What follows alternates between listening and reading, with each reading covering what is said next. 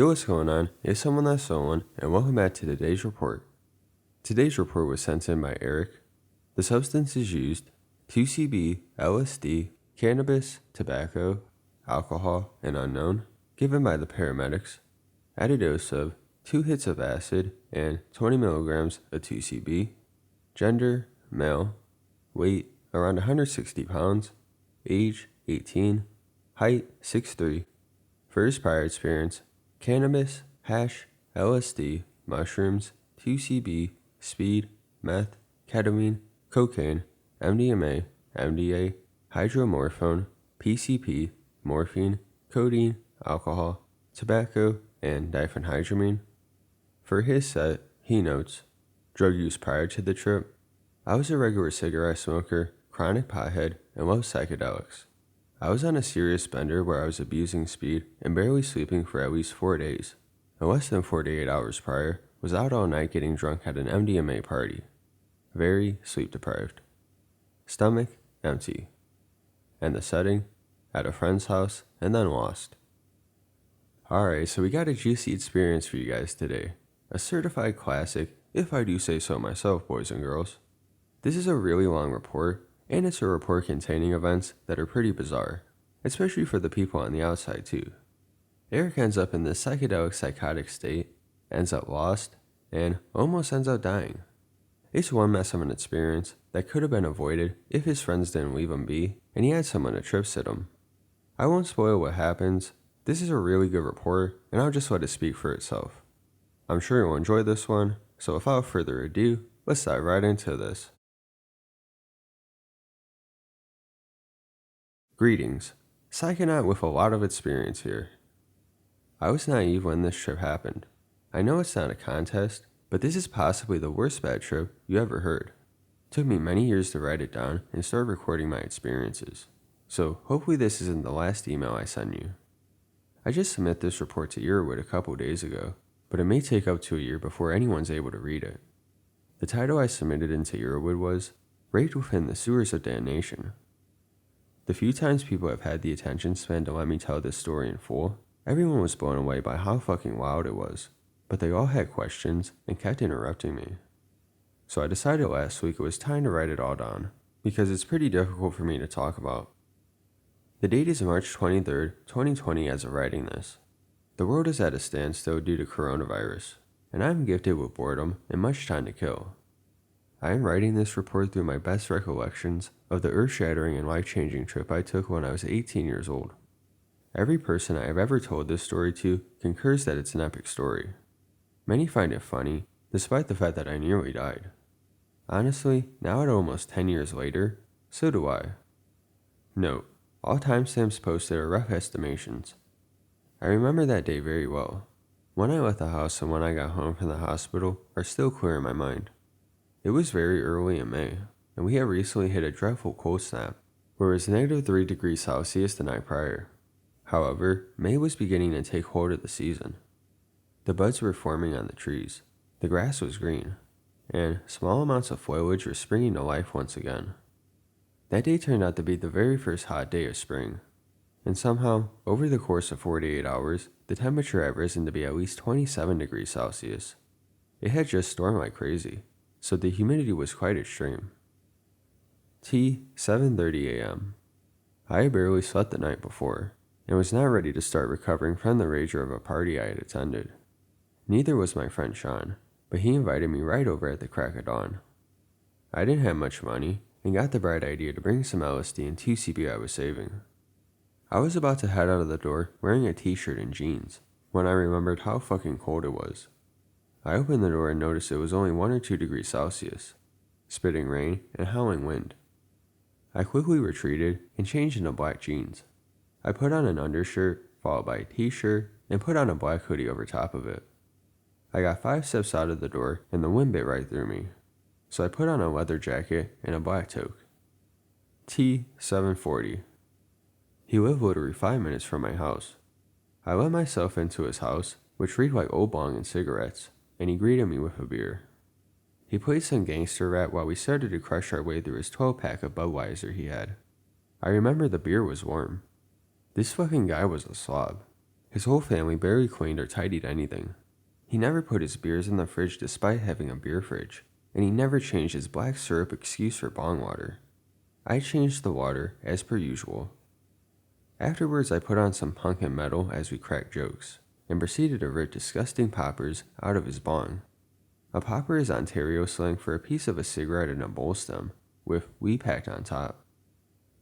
Some time had passed, and I drew his attention to the drugs I had brought over. We loved tripping and we were both very excited. I never mixed 2C-B with acid, but it seemed like a great idea at the time. We roughly had 2 tabs each, as well as roughly 20 milligrams of 2C-B, pills which we crushed up into parachutes, for some reason. The drugs were hitting us hard. I was sweating bricks and found communication very difficult. Waves of anxious chills began to wash over me. I became very distant, and I began tripping harder than I ever had in my life.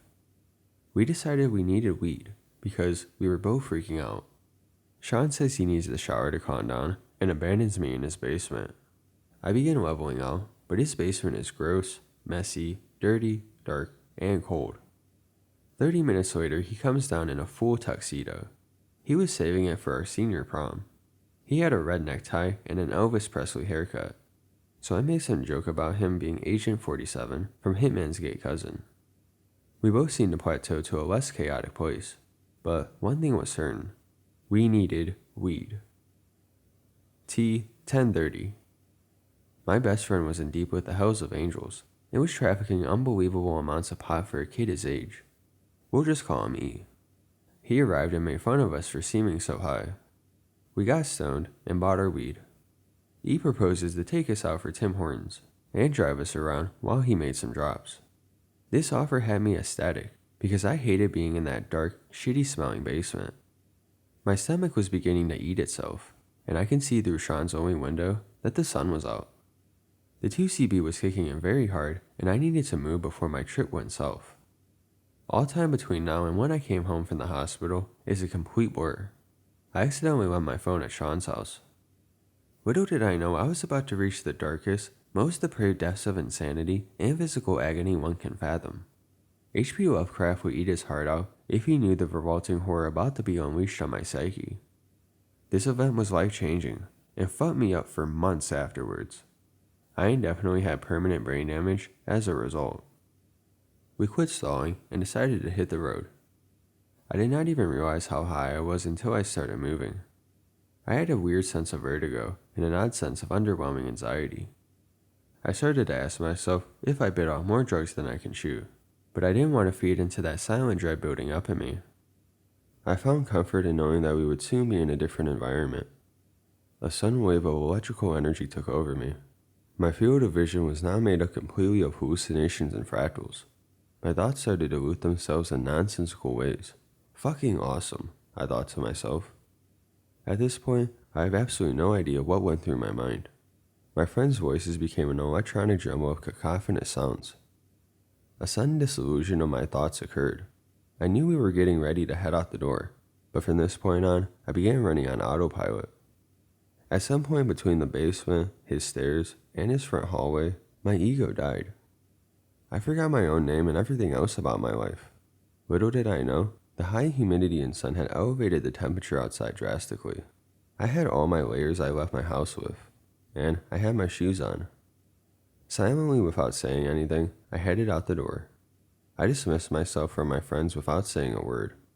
Not sure what went on through my head when I did this, but I just started walking and walking. My friends were getting into E's car and noticed I continued to walk down his street. Repeatedly, they tried to get my attention, but I silently just faded into the distance. Sean laughed and said, "He's too high, probably just gonna go chill at his house," and they left me to it. The sun was evaporating the water from the storm, creating a beautiful mist that was weaving through the intricate geometry. I know I was sweating bricks. I had been for a while. Everything was beautiful, almost as though I was in a land of nirvana. I continued to walk, completely and utterly lost in my own neighborhood, for what seemed like eternity, but was most likely around 4 hours. I did not realize the spike in temperature all around me. My clothes were drenched in sweat, and I was becoming nauseous and dizzy. Eventually, I found myself deep in the forest beside my old house from when I was a child. I haven't lived in the area for roughly 3 years at this point, and from here my trip took a very dark turn. I had no idea where I was. I felt like I was just a baby, with no way of knowing what was going on. Confused, afraid, and just about ready to shit and puke simultaneously. Panic started setting in. I don't know how to describe this feeling any better, but there was this feeling like I was being watched, hunted. Think Evil Dead. Something was out to get me. Suddenly, all I could smell was the putrid stench of feces and rotting flesh. I puked violently, and noticed the entire ground I was walking on was swarming with creepy crawlies. Centipedes, snakes, and tarantulas were crawling everywhere. Underneath every dead leaf on the ground were trapdoor spiders. They kept popping out in attack position and receding. I had completely forgotten I had taken drugs earlier in that day. I was petrified in fear and began to cry, sobbing uncontrollably like a little child.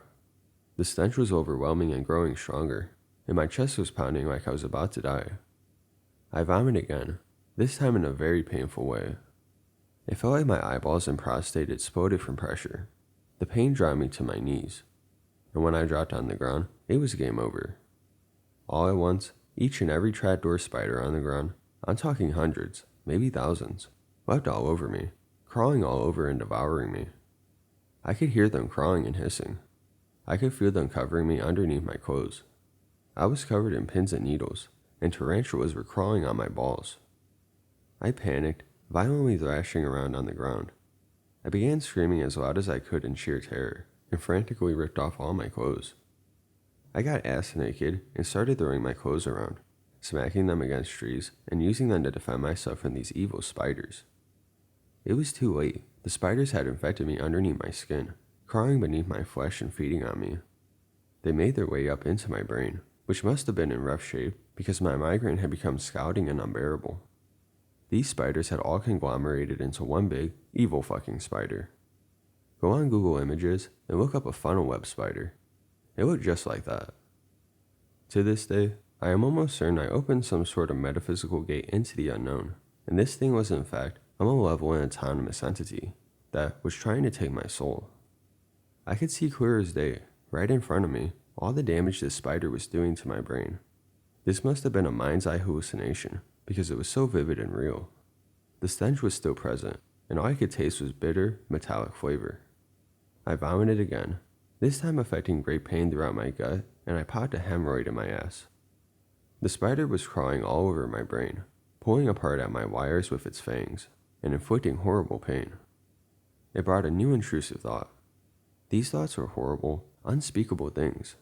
Everything from necrophilia, gore, torture, mutilation, to PTSD flashbacks of me being raped as a kid. It felt like I was being brutally raped and force-fed shit. All the while, this evil spider was screaming at me in this dark alien language, comprised of hissing and clicking. It was transmitting telepathic thoughts, telling me it was only going to stop inflicting such pain and torture if I killed my loved ones. Needless to say, I fucking lost it. I screamed harder and more hysterically than I ever screamed before. I started sprinting all over with total disregard to the paths around me, through the woods I was lost in. My heart was pounding. Eventually I broke through the bush into a new path and came across a man walking his dog. He must have heard me coming for miles, only to behold a naked teenager screaming and sobbing hysterically, begging for help. I saw him and pitifully collapsed to the ground, begging for him. "Please fucking help me! Oh God! Please, mister! Please help me!" Screaming in hysterics. This fucking guy avoided all eye contact, hushed his dog closer, and completely ignored me. He must have been fucking terrified. This wasn't a hallucination. There really was some old man and his dog that just walked right past as I was writhing on the ground. I vomited again in front of him, dry heaving painfully, and shat all over myself and the ground. I rolled all around on my poo like I was on fire, while this spider penetrated deeper into my soul and infected me with evil. The stench was unbearable now. I screamed helplessly and pleaded this old man as he just walked right past me. As he walked past, his head turned all the way around like the exorcist and began riding away as it formed a devilish smile. I was trapped in hell, and this spider was raping my soul. I felt death closing in, so I picked up my ass off the ground and began running and screaming again. I was sprinting off the path and eventually came across an area that was made up of bramble bushes, entangled in vines. The sun was shining through the other side of them, so I booked it as hard as I could, trying to get through them. Lo and behold, I got tangled in that mess. Now there was an entirely new level of pain being inflicted on me, as these bushes and vines were very thick. It was almost impossible to get through. These thorns wrapped their way around my naked body, cutting me underneath my armpits, my legs, you name it. The more I fought them, the more entangled I became. Trying to run through a fucking bramble bush while naked is an exercise in futility. I came back to that same spot weeks later, and the fucking path leading out of the forest was right beside where I was. These thorns were slicing me up all over. They ripped at my scrotum, and I got sliced right at the tip of my dick hole. I had cuts dangerously close to my jugular. Eventually, it came to a point where I was literally suspended, almost upside down. I was trapped in this spider's web of despair, literally suspended and covered head to toe in sweat, shit, vomit, blood, and tears, just crying painfully and blinded by agony as the spider began to feed on me. My eyes felt like they were bursting out of my skull. Finally, I broke free. I crawled my way out of that mess into the open sunlight. Finding myself outside of the never-ending forest seemed to burn the spider away. The sun was bright and not helping my migraine, but it seemed to kill this evil spider, almost like it was a vampire. I saw a familiar busy road with cars, which began honking at me. I was still ass naked and covered in blood and shit and vomit. I looked down at my bleeding dick and noticed something truly amazing. This entire time, my hoodie and jeans were locked into my hand, death grip like I was clinging onto them for dear life. I was. Thank fuck, I thought to myself. I frantically put my pants and sweater back on, put my hood up, and realized I wasn't very far from my house. I was still crying hysterically, sobbing like I had been raped. I may as well have been raped by pure evil, and began making my way home. I was crying so hard and stumbling with blood all over my face. Everyone doing yard work slowly started to notice me. This freaked me out because they looked at me like they knew exactly who I was. It was my neighborhood after all. They definitely had seen me walking around before. I was almost there. I came to the top of the hill on the road my street was off of. I could almost see my house. At the top of the hill there was this white church. I made it. I'm alive, I thought to myself as I passed the church. As I was passing this church though, about halfway, I vomited yet again. This time was very different. The pain I vomited forth was indescribable. I dry heaved blood as it felt like my stomach and entire digestive tract had folded itself inside out in my esophagus. My eyeballs popped. I had huge red spiderweb veins across my eyes for a few days, and my prostate felt like it had been ripped out of my ass. My whole body drenched in pins and needles, and it felt like I was burning alive. Like every nerve ending was simultaneously being scouted. This pain dropped me on the ground and caused me to scream so loud it felt like I had broke my voice box, making the pain 10 times worse. I lay on the ground convulsing and may have shat myself again. I cried out for help, but nobody was outside. I screamed for my mother, for God, for my girlfriend, and anything to save me. My attention then turned to the church. In the field was a very fat lady on a riding mower, while little children played behind her as she drove, with butterfly nets trying to catch little bugs. I saw the sun shining behind its crucifix on the roof. God, please save me. Sanctuary. Oh God, help me. Please, God. I thought, as I went as fast as I could towards the fat lady. I vomited again, and the pain was worse. I collapsed no less than 4 feet behind them all, screaming bloody murder for them to help me. I shit my pants. The thing about these kind of lawnmowers is they are very loud. Not one of them hurt me, even though they were literally just out of hand's grasp. What the fuck, God? This felt like I had been completely forsaken. Fuck this! I picked myself up off the ground and looked away from the church towards the rows of houses. I made it to the first house and began banging on the door and frantically ringing the doorbell, screaming that I needed an ambulance. I must have been there for 3 minutes. The house was empty. I went next door and did the same thing. Oh, so empty. I went to another house and did the exact same thing. Oh, so empty. Now I started believing that I had never escaped, that I was just a specter of pain and agony. doomed to live forever in that state of torture. The hissing of the spider was back, and laughing demonically. I went to the next house. Oh, so empty. I'm guessing a lot of people were still at work. If I had to guess the time, I would say 4 p.m. I finally broke down crying, more painfully than I had in the forest, sobbing like a baby whose mother abandoned him in the snow and left him to die. I screamed with all my strength a final time. If I wasn't already dead and in hell, I gave up and accepted death. Suddenly I heard my name being called from a distance. Lo and behold, was the head of the student council at my high school, Kareem, with a total smoke show of a girl walking towards me. This caused a newfound surge of adrenaline to course through me. I was not ready to die. I frantically got up and made it to them as fast as I could, before vomiting even more pain. I began convulsing. They were terrified. Apparently they heard me from inside their house, many houses down the block, and followed my screams. They knew something horrible was wrong, and Kareem was holding a bottle of water. He immediately jumped to my aid and started feeding me water from the bottle. It felt like my stomach was being stretched past its capacity trying to drink it. I definitely needed that. My throat burned. They were pleading with me to tell them what was going on. I told them I did drugs and frantically tried to explain what had happened in the forest. Kareem was a nerd, but he still did drugs. He tried to calm me, telling me it's gonna be okay, and I shouted, "No, it's fucking not gonna be okay," and started screaming and crying hysterically. I shit my pants violently right in front of them. The girl's mom came outside very alarmed and tried to help me as well. She asked what drugs I did. I told her acid. Her reply was like, "LSD? Don't worry, I'm from the 60s. I can help you, brother." This would have been very calming, but the level of pain I was in was astounding. They force-fed me ice water, and it made everything worse. I was still screaming and rolling on the ground, destroying our front lawn and ripping out all the grass. I had attracted a very large crowd at this point. One other lady knew I was on drugs, maybe she was also from the 60s, and started shooing people away.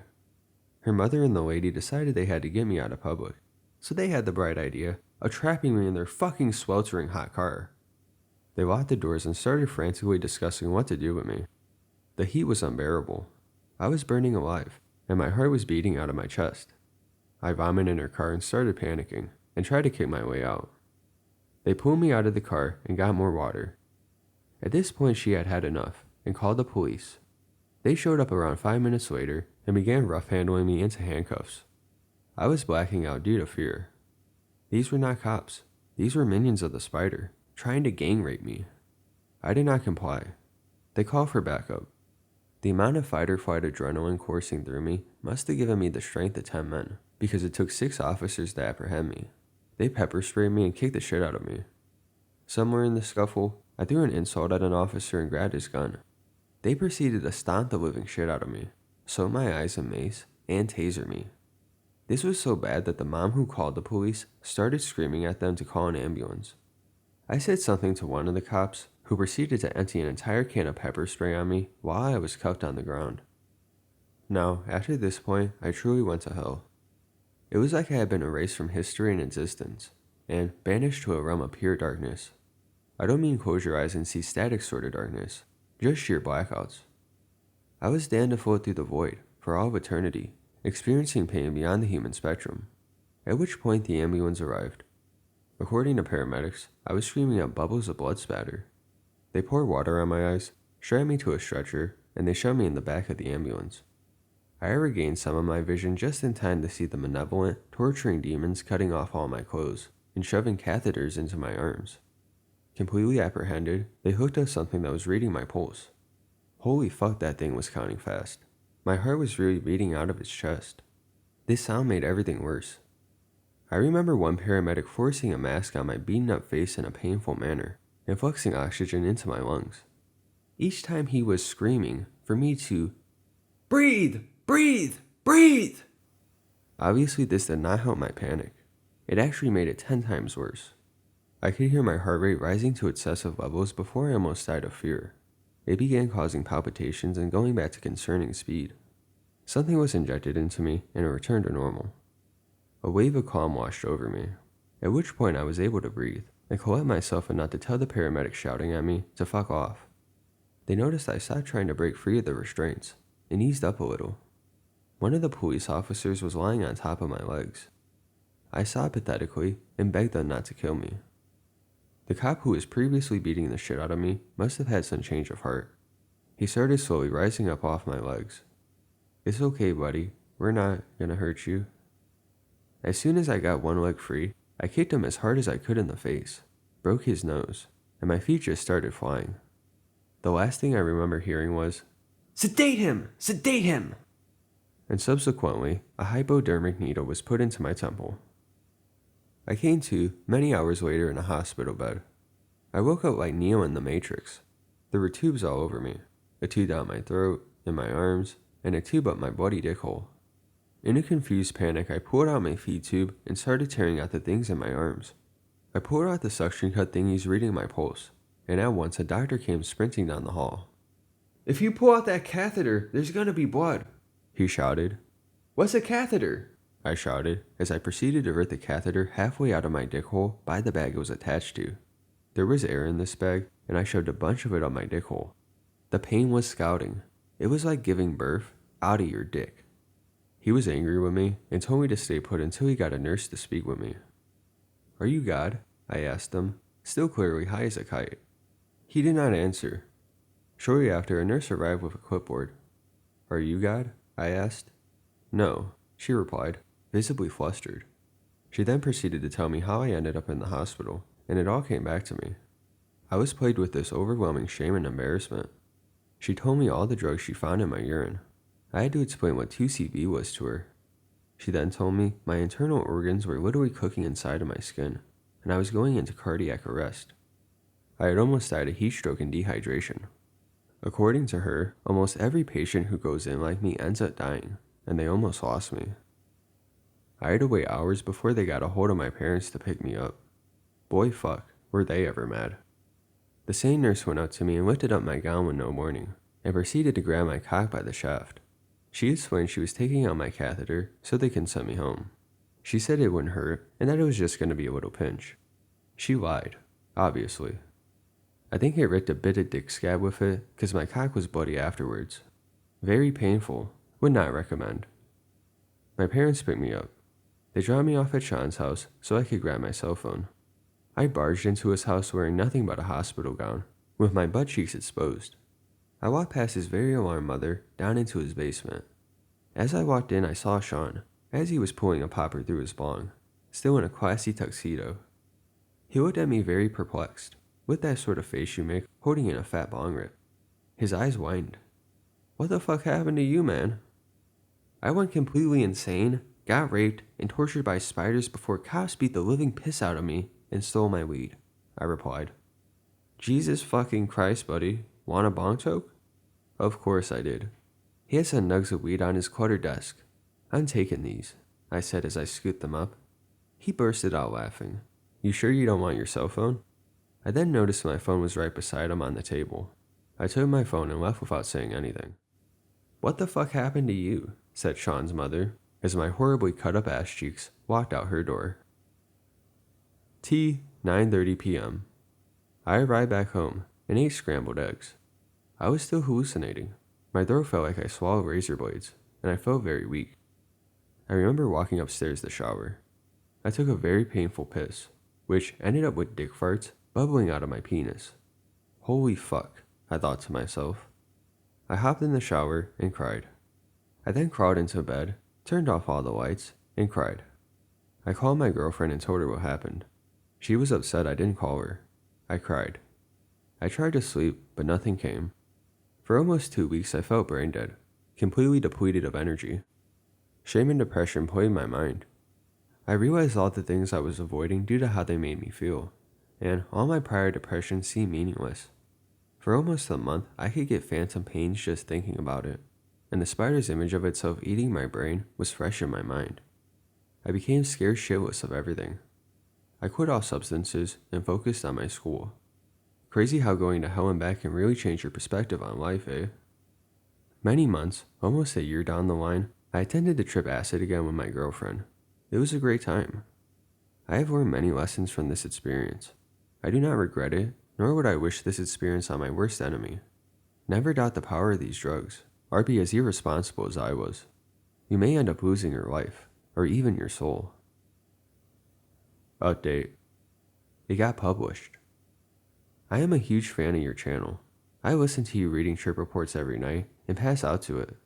I hope you consider this report I am sending you. It's a fucking hell of a ride, and I'm proud of how it was written. For the record, I was not criminally charged, despite breaking a cop's nose.